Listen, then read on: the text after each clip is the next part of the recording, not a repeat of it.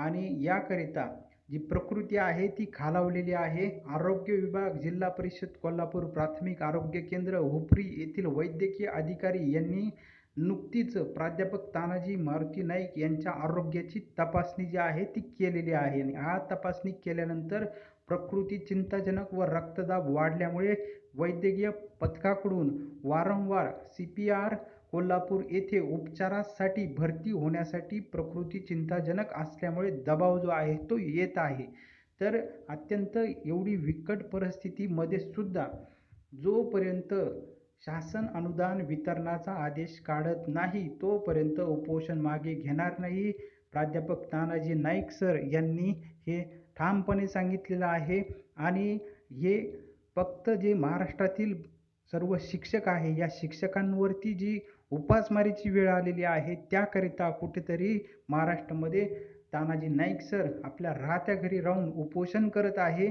आणि आज 5वा दिवस जवळपास संपलेला आहे. तरी देखील या आंदोलनाची दखल ज्या पद्धतीने घ्यायला पाहिजे होती, आंदोलनाचा जो प्रश्न जे काही मागण्या केलेल्या आहेत त्या मिटवणं गरजेचं होतं, परंतु अजून तसं होताना पाहायला मिळत नाही आहे. आंदोलनाच्या प्रमुख ज्या मागण्या आहे, उपोषण करत असताना ज्या प्रमुख मागण्या आहे, निवेदन जे आहे ते मुख्यमंत्री, उपमुख्यमंत्री, शिक्षण मंत्री, विविध अधिकारी, शिक्षक आमदार, पदवीधर आमदार यांना देखील देण्यात आलेलं आहे.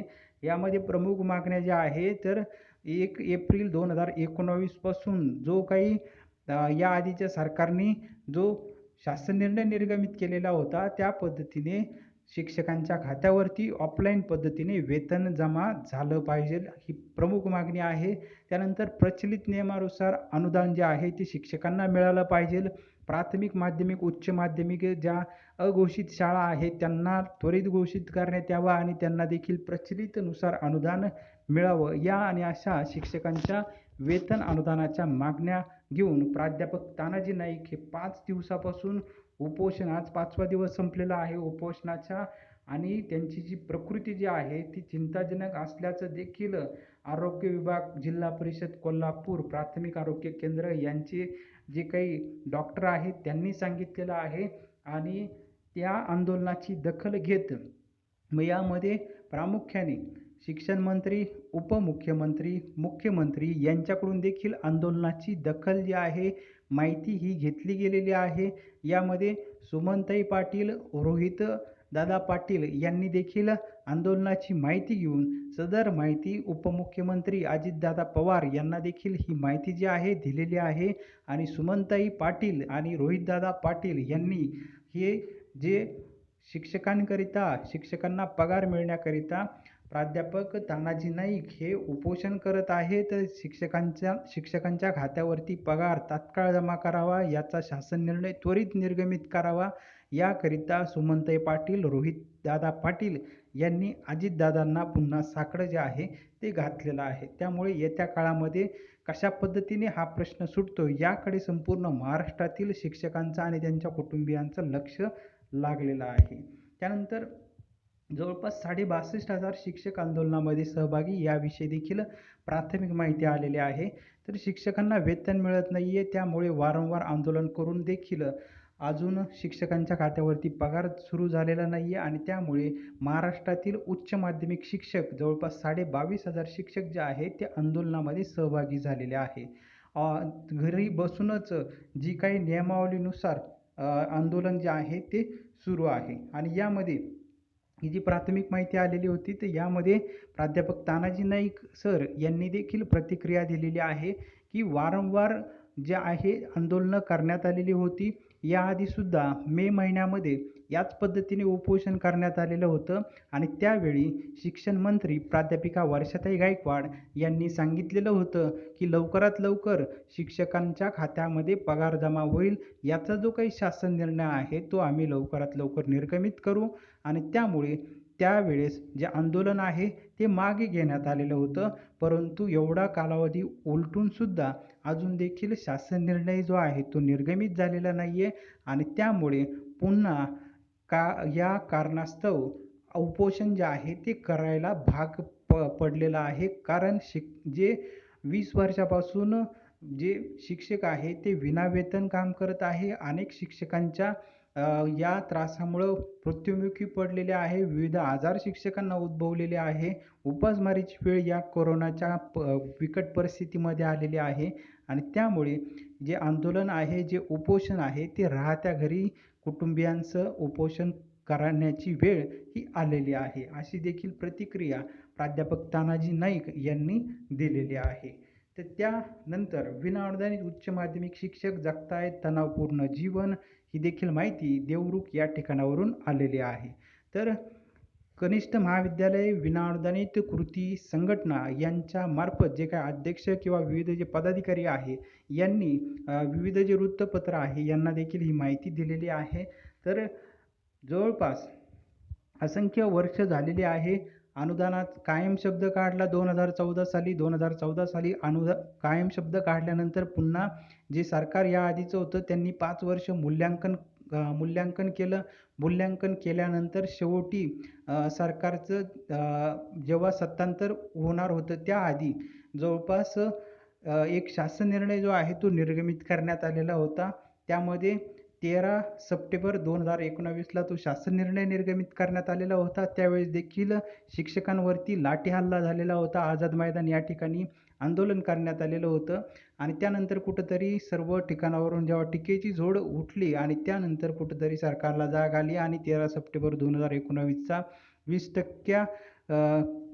20% अनुदान निर्गमित करण्याचा शासन निर्णय निर्गमित करण्यात आलेला होता. शाळा ज्या आहे अनुदानासाठी घोषित करण्यात आलेलं होतं, परंतु प्रत्यक्षात अनुदान मात्र दिलेलं नव्हतं. त्यानंतर सत्तांतर झालेलं होतं आणि सत्तांतर झाल्यानंतर नवीन जे सरकार आलं त्यांनी काही जे अधिवेशन आहे त्यामध्ये सुरुवातीला मंत्री जे आहे ते ठरलेले नव्हते. कोणाला कोणतं कॅबिनेट दर्जा द्यायचा आहे ते सत्ता वाटप जे आहे, कॅबिनेट वाटप जे आहे ते झालेलं नव्हतं आणि त्यामुळे काही अधिवेशन त्यामध्येच गेले आणि त्यानंतर मार्च 2020मध्ये जे काही अधिवेशन झालेलं होतं मार्च एप्रिलमध्ये, तर त्यामध्ये अनुदान जे आहे 107 कोटी जवळपास अनुदान हे जे आहे ते मंजूर करण्यात आलेलं होतं. मात्र त्याचं वितरण जे आहे त्याचा शासन निर्णय हा झालेला नव्हता. तर त्यामुळे शिक्षक जे आहे ते तणावामध्ये आहे. 20 वर्षापासून अजून शिक्षकांच्या खात्यावरती पगार जो आहे तो जमा झालेला नाही आहे आणि त्यामुळे या तणावामुळेच असंख्य शिक्षकांचा जीव देखील गमावलेला आहे. त्यामुळे त्यांच्या कुटुंबियावरती अत्यंत वाईट परिस्थिती ओढवलेली आहे.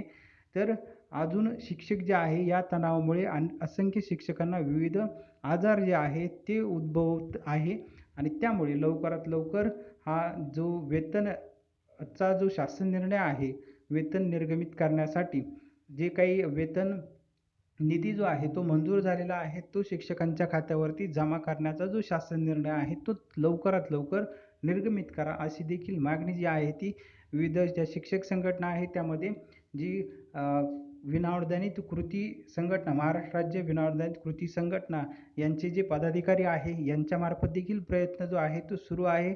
विविध शिक्षक आमदार असतील, पदवीधर आमदार असतील, मंत्रालयात देखील पाठपुरावा जो आहे तो सुरू आहे आणि त्यामुळे लवकरात लवकर हा शासन निर्णय निर्गमित व्हावा ही देखील मागणी जी आहे ती संघटनेकडून करण्यात आलेली आहे. त्याचसोबत 31 जुलैपर्यंत शासन निर्णय जो आहे किंवा जी मंत्रिमंडळाची कॅबिनेट बैठक होईल त्यामध्ये हा प्रश्न मार्गी लावण्याचं देखील अजितदादांनी शब्द दिलेला होता आणि याकरिता पाठपुरावा जे आहे ते काळे जे शिक्षक आमदार आहे ते आणि त्याचसोबत सतीश चव्हाण जे शिक्षक आमदार आहेत ते देखील पाठपुरावा करत आहे. त्यांनी 30-31 जुलैचा जो शब्द आहे तो दिलेला आहे महाराष्ट्रातील शिक्षकांना आणि त्यामुळे बरेच जे शिक्षक आहे ते या शब्दाकरिता थांबलेले आहे का 31 जुलैपर्यंत जो काही शब्द अजितदादांनी दिलेला आहे, जे काळे शिक्षक आमदार महोदय आहे, त्यानंतर सतीश चव्हाण जे शिक्षक आमदार महोदय आहे, यांनी जो काही शब्द दिलेला आहे तो पूर्ण होणार का? याकरिता 31 जुलैपर्यंत बऱ्याच शिक्षक संघटना आहे त्या वाट पाहत आहे की या तारखेपर्यंत निर्णय जो आहे तो शब्द ज्या पद्धतीने दिलेला आहे, ट्विटरद्वारे माहिती दिलेली होती, तर तोपर्यंत निर्णय होणार का? या प्रश्नामध्ये सध्या शिक्षक आहे. तर 31 जुलैनंतर काय भूमिका काही शिक्षक संघटना ठरवणार हे देखील येत्या काळामध्ये समजणार आहे. तूर्तास काही शिक्षक संघटना या 31 जुलैची वाट पाहत आहे.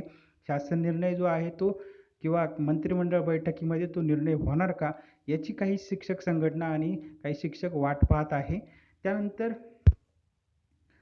1ली ते 12वीचा कमी झालेला अभ्यासक्रम कसा डाउनलोड करायचा? आत्ताच नुकतंच जी आहे प्राथमिक माहिती आलेली होती का 12वीचा 25% सिलेबस जो आहे, हा कमी करण्यात आलेला आहे आणि त्याचं कारण आता सर्वांना माहिती का सिलेबस हा कमी करण्यात आलेला आहे. कारण ही विपरीत परिस्थिती ओढवलेली आहे आणि त्यामुळे शिक्षण मंत्री महोदयांनी ही माहिती जी आहे ती दिलेली आहे. त्याचा शासन निर्णय देखील निर्गमित झालेला आहे की कोरोनाच्या या विपरीत परिस्थितीमुळे विद्यार्थ्यांवरती तणाव येऊ नये. जो काही आता एवढा कारण 15 जूनला शाळा सुरू होतात त्यानंतर देखील एवढा जे काही कालावधी आहे तो गेलेला आहे आणि याआधी देखील CBSE किंवा इतर जे काही बोर्ड आहे यांचा 30% सिलेबस कमी करण्यात आलेला होता आणि त्याच पार्श्वभूमीवरती CBSE किंवा इतर बोर्डांचा जो 30% सिलेबस कमी करण्यात आलेला होता, तर त्याच पार्श्वभूमीवरती 1ली ते 12वीचा महाराष्ट्र स्टेट बोर्डच्या राज्याचे जे आहे महाराष्ट्र राज्यातील, तर स्टेट बोर्डच्या 1ली ते 12वीचा 25% सिलेबस जो आहे तो कमी करण्याचा निर्णय हा घेण्यात आलेला आहे. तर SCERTची जी काही वेबसाईट आहे त्यावरती देखील जे हा जो सिलेबस आहे त्याच्या लिंक त्या ठिकाणी दिलेल्या आहे. त्याचसोबत जिओ चाट हे ॲप्लिकेशन आहे.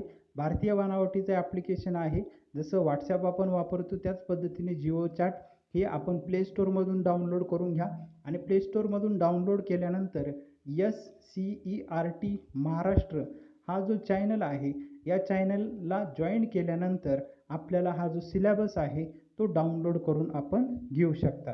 तर आता येत्या काळामध्ये भारतीय बनावटीवरती जो जास्त भर असणार आहे, तर त्यामुळे आता WhatsApp ऐवजी जे भारतीय बनावटीचं जिओ चॅट आहे ते जास्तीत जास्त जे शासन किंवा इतर ज्या ठिकाणी जास्तीत जास्त वापर करण्याकरिता होत आहे आणि यामुळेच ही जी माहिती आहे सिलेबसची माहिती ती देखील या जिओ चॅटच्या इन्स्टॉल केल्यानंतर त्या ठिकाणी जे चॅनल्सवरती क्लिक केल्यानंतर SCERT महाराष्ट्र सर्च केल्यानंतर आपल्याला त्या ठिकाणावरून देखील जो सिलेबस आहे तो डाउनलोड करू शकता किंवा याची जी लिंक आहे ती या व्हिडिओच्या खाली डिस्क्रिप्शन बॉक्समध्ये लिंक दिलेली आहे. 1ली ते 12वी कमी झालेला अभ्यासक्रम जो आहे त्याच्या ज्या PDF आहे त्या PDFच्या लिंक खाली दिलेल्या आहे.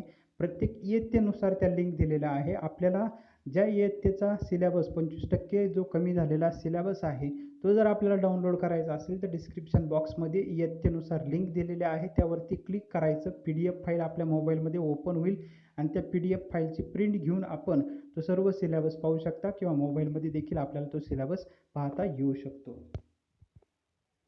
त्याचसोबत या अनुदानासंदर्भात विविध शिक्षक संघटना आहेत त्या आक्रमक होत आहेत. त्याचाच एक भाग म्हणून नवयुग क्रांती शिक्षक संघटना महाराष्ट्र राज्य आयोजित पायी दिंडी औरंगाबाद ते मंत्रालय मुंबई, मुख्यमंत्री निवास, राज्यपाल निवास, शिक्षण मंत्री निवास या ठिकाणी सांगता होणार आहे. पायी दिंडीला 27 जुलैपासून परवानगी मिळालेली आहे. पायी दिंडी 27 जुलै 2020 क्रांती चौक औरंगाबाद येथून सकाळी 11 वाजता निघणार आहे. त्याकरिता संघटनेच्या पदाधिकाऱ्यांनी महाराष्ट्रातील शिक्षकांना आवाहन केलेलं आहे. ज्या ठिकाणावरून आपल्याला पायी दिंडीमध्ये समाविष्ट व्हायचं आहे तर त्या ठिकाणचं नाव आणि आपलं नाव हे WhatsApp किंवा जे काही टेक्स्ट मेसेज असेल किंवा फोन करून संघटनेच्या पदाधिकाऱ्यांना देण्याचं देखील आवाहन करण्यात आलेलं होतं. आज पवारसाहेब हे औरंगाबाद येथील दौऱ्यावरती होते. त्यावेळेससुद्धा नवयुग क्रांती शिक्षक संघटनेच्या पदाधिकाऱ्यांनी शिक्षकांचे जे प्रलंबित वेतनाचे प्रश्न आहेत त्याकरिता निवेदन देण्यात आलेलं होतं. जे पायी शिक्षक दिंडी जी सुरू होणार आहे 27 जुलैपासून त्याचं देखील निवेदन देण्यात आलेलं होतं. यामध्ये प्रमुख ज्या मागण्या होत्या, प्राथमिक माध्यमिक उच्च माध्यमिक शाळांना 20%, 40% अनुदान मिळावं. त्यानंतर प्राथमिक माध्यमिक उच्च माध्यमिक शाळा ज्या अघोषित आहे त्यांना घोषित करण्यात यावं. प्रचलित नियमानुसार अनुदान मिळावं या आणि अशा वेतनाच्या प्रमुख मागण्या करण्यात आलेल्या आहेत. येत्या काळामध्ये काय होतं याची देखील माहिती आपण पुढे आल्यानंतर आपण बघणार आहोत.